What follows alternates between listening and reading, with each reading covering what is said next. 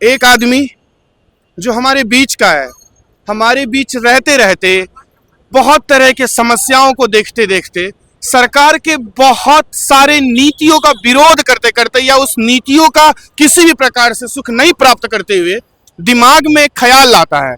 वो ख्याल ये होता है कि मैं अब आगे आऊंगा, मैं उन नीतियों को उन तमाम लोगों के बीच पहुंचाऊंगा जिससे मुझे और मेरे समाज के लोगों के बीच किसी भी प्रकार से एक बैलेंस का, एक संतुलन का भाव उत्पन्न होगा। हमें ये यकीन होगा कि जिस भी प्रकार के हम टैक्सेस सरकार को देते हैं, वो सरकार जो उस टैक्सेस के बदले में जो भी सर्विसेज हमें देती है, वो सर्विसेज हमारे तक पहुंच रहा है। शायद हम सब उस आगे बढ़ने वाले आदमी को अपने आम भाषा में नेता बोलते हैं। नमस्कार साथियों, मेरा नाम है सम्राट तिवारी। आइए हम लोगों से बात करते हैं और जानते हैं कि नेताओं को लेके उनका पक्ष विपक्ष क्या है, वो किन बातों से नेताओं से खुश होते हैं, किन बातों से उन्हें लगता है कि नेता शायद थोड़े से चूक गए, वो और बढ़िया किसी भी काम को अंजाम दे सकते थे। आइए हम बात करते हैं। हमारे साथ एक भैया है, अब मैं आपका नाम जान सकता हूँ? सनी शर्मा। सनी जी, आप मुझे ये बताइए कि अभी जो हमारे देश में गवर्नमेंट बीजेपी की चल रही है, जी। आपको क्या लगता है उनकी ऐसी नीतियां जो आपको बहुत पसंद आती है, या आपको लगता है कि शायद उन नीतियों को थोड़ा और अच्छे से इस्तेमाल किया जाता तो हम एक अच्छे माहौल में और अच्छे जी सकते थे? बताइए। सही बात है आपकी। जो भी अभी सरकार की, जो भी हमारी केंद्र सरकार की जो भी नीतियां चल रही हैं, जो भी उनकी योजनाएं चल रही हैं, थोड़ा जोर से बोलिए। जो भी उनकी योजनाएं चल रही हैं, जो भी नीतियां हैं, वो जनता के लिए समर्पित है, जनता के लिए काम कर रही हैं। कुछ जनता को लगता है कि उनके भले के लिए थोड़ा बहुत महंगाई के ऊपर उनका है बोर्ड, तो उसके खिलाफ थोड़ा सरकार को सोचना चाहिए। जो भी आम जनता का है, जैसे कि गैस सिलेंडर हो गया, इस पे है पर कुछ नहीं। बट बहुत सारे लोगों का ये कहना है कि जब कांग्रेस की सरकार थी तो जो गैस सिलेंडर के दाम थे वो कम हुआ करते थे।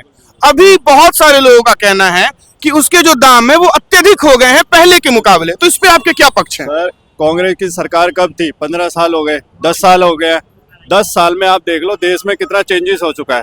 तो कहीं ना कहीं आम जनता को कुछ डेवलपमेंट देश करने के लिए जनता को थोड़ा सा पैसा खर्च करना पड़ेगा, पर ठीक है, पर थोड़ा ज्यादा है। पर सरकार को इसमें सोचना चाहिए कि उसमें थोड़ा सा कम हो, जनता के सहूलियत के लिए। अच्छा, आपको लग रहा है कि अभी पिछले कुछ दिनों पहले हमने देखा है कि राहुल गांधी ने पैदल यात्रा करा था, क्या आपको लग रहा है कि उनकी वो यात्रा उनकी इमेज हमारे देश में बदल दी है? राहुल जी का तो सर कुछ भी नहीं हो सकता। मैं तो एक बात बताऊं, राहुल जी को अगर लीडर बनना है तो उनको अभी बहुत मेहनत करनी पड़ेगी और उनको धरातल पे काम करना पड़ेगा, धरातल पे चलना पड़ेगा। तो सर पैदल यात्रा तो धरातल की यात्रा होती है। नहीं, वो जनता के साथ नहीं है जुड़े हुए। अच्छा, वो जनता के साथ नहीं है जुड़े हुए, वो अपने और अपने पार्टी के साथ ही रहते हैं। वो जनता के बीच में कभी नहीं जाते। ज्यादातर वो साउथ में ज्यादा रहते हैं। वो बल्कि नॉर्थ छोड़ के साउथ में जा रहे हैं।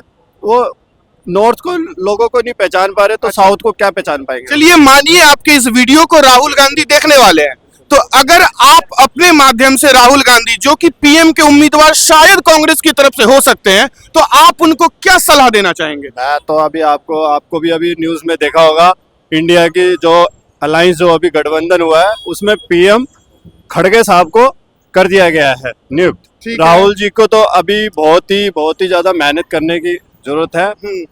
हो सकता है उनका, अगर वो थोड़ा सा सीखे, समझे और जनता को समझ सके।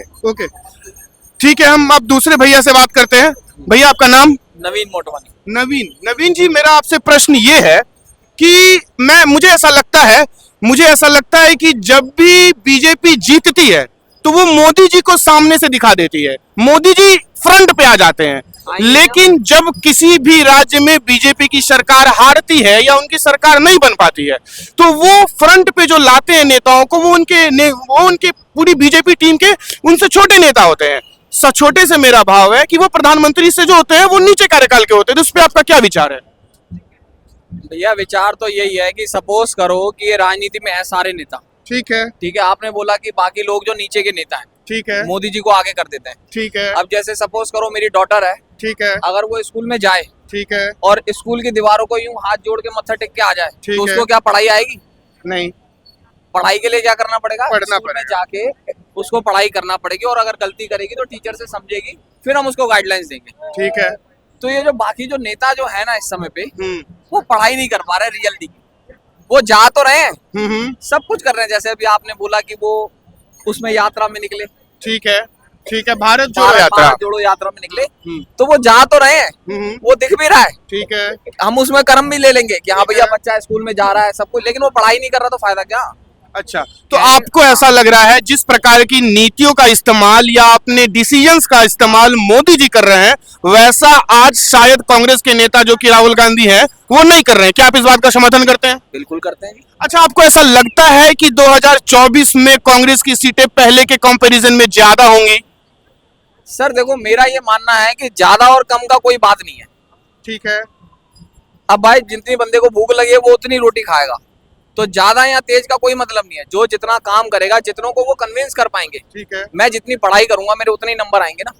अच्छा, आपको क्यों लगता है कि बीजेपी को हमें वोट देना चाहिए या बीजेपी को हमें जिताना चाहिए, या फिर हमें बीजेपी को, जो हमारे बीजेपी के जो प्रमुख नेता में से एक नरेंद्र दामोदर दास मोदी हैं, उनको फिर से अगले प्रधानमंत्री के लिए चुनना चाहिए? देखो, मेरा ये मानना है कि जितने भी लोग होते हैं, कोई भी अगर फैसला लिया जाता है ना तो वो इतिहास से लिया जाता है। इतिहास आप चेक करो ना। ठीक है। तो अच्छा, तो आप ऐसा कहना चाह रहे हो कि इतिहास के दम पे मोदी जी को बनना चाहिए? वर्तमान में मोदी जी ने कुछ नहीं करा है। तो वर्तमान में तो बहुत कुछ कर रहे हैं ना, इतिहास ही तो हो गया ना। चलो, तो अपने को पांच ऐसे काम बता दो मोदी जी के जिस कारण से नवीन भाई मोदी जी को वोट फिर से देने वाले हैं। 5 काम। हाँ, गिना दो। 5 काम तो बहुत है सर। मैं जानना चाहता हूँ एक्चुअली। सपोज करो कि मैं अभी आज से 5 साल पहले चाइना गया था। ठीक है। ठीक है, 5 साल पहले जब चाइना गया था, मैं जा वैसे 2009 से रहा हूँ। ठीक है। लेकिन जब मैं 5 साल पहले गया तो 2016 में जो नोटबंदी की थी, हम्म, हमारे देश में डिमोनेटाइजेशन हुआ था। ठीक है। तो उससे क्या हुआ कि चाइनीज और हांगकांग के लोगों से मैंने जब बात करी तो उन्होंने कहा कि उनको ये लगा कि अब कोई यहाँ पे भारत की तरफ से कोई खड़ा हुआ है। ठीक है। जो अभी से मैं 2009 से 2015 तक जा रहा था, हम्म, तो मुझे ऐसा कुछ फील नहीं हुआ। हम्म, तो अगर इंटरनेशनल लेवल पे देखा जाए हम्म। तो उन्होंने मजबूती बनाई है।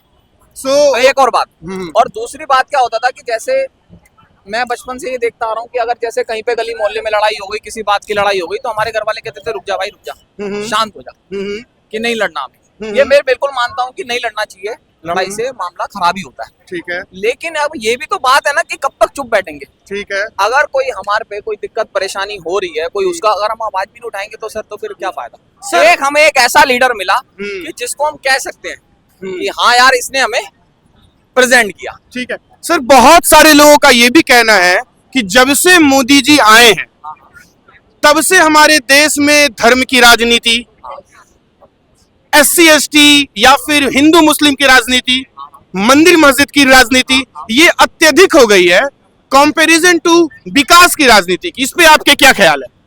सर, अध्यात्म में अगर मैं जाता हूँ, जैसे अभी आपने राहुल जी के बारे में बात कर रहे थे आप, ठीक है। अब जैसे मैंने अभी, अगर मैं बचपन से अपना होश संभालूं तो मैंने अभी तक जितने भी ये नेता थे, ये जितने भी नेता हैं, इन लोगों को छोड़ के मैंने बहुत कम देखा था ओके। कि ये अपनी संस्कृति के पीछे। अब जैसे सपोज करो, मैं भी आजकल के टाइम पे भी अगर अपने बच्चों को आप बोलोगे ना बेटा ये पाठ कीर्तन कर ले, तो वो शायद कम पढ़ रहे हो। अच्छा, समझ रहे हो बात को? जी। इन्होंने उसको भी रिप्रेजेंट किया अच्छा। कि भाई अपना जो है उसको तो संभालो, उसके बाद जो चल रहा है वो चलता रहेगा। चलिए, तो हमारे साथ थे नवीन भाई का ख्याल हमने जाना मोदी जी को लेके। इनके द्वारा हमने जाना कि किस तरह के काम मोदी जी ने करे हैं, जिन कारणों से उन्हें 2024 में फिर से आना चाहिए। और नवीन जी के बातों से ऐसा लग रहा है कि वो इस बात से पूरी तरह से सहमत है कि अगर हम अगले प्रधानमंत्री के रूप में किसी को देखेंगे तो वो हमारे फिर से नए नरेंद्र दामोदर दास मोदी होंगे। अभी तो मोदी जी बहुत बहुत धन्यवाद आपका नवीन भाई, thank you so much, thank you guys.